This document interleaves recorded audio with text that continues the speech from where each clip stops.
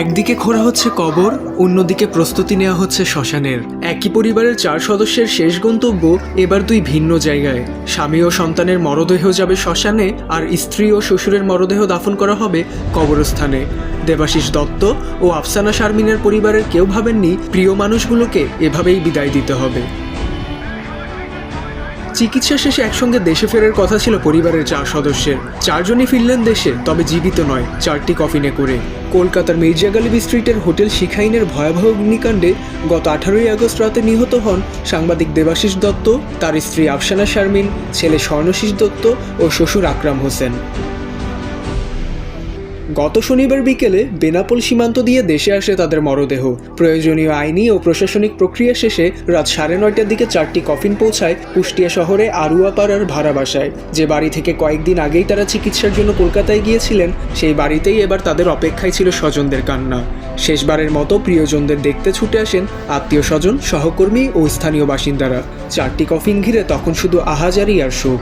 মেয়ে নাকি এর আগে ঢাকাতে যখন চিকিৎসা অবস্থায় যায়, তো ওনাকে ঢাকায় যাওয়ার সময় মাকে বলেছিল যে মা, আমি যদি মারা যাই, তাহলে তুমি আমাকে নিয়ে এসে দাফন।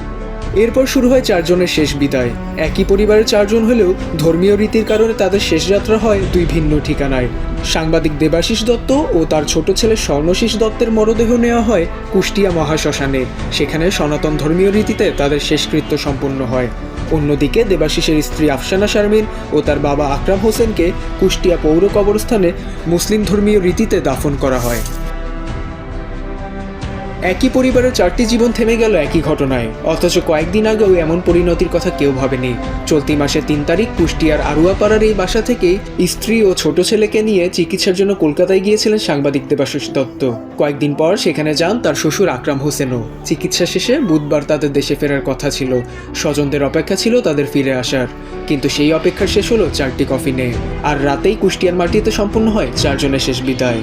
জীবনের পথ আলাদা হলেও শেষ মুহূর্তে তাদের ঘিরে স্বজনদের কান্না ছিল একটাই, প্রিয় 4 মানুষকে হারানোর কান্না। ওমর ফারুক সাজ্জাদ, বাংলা টিভি।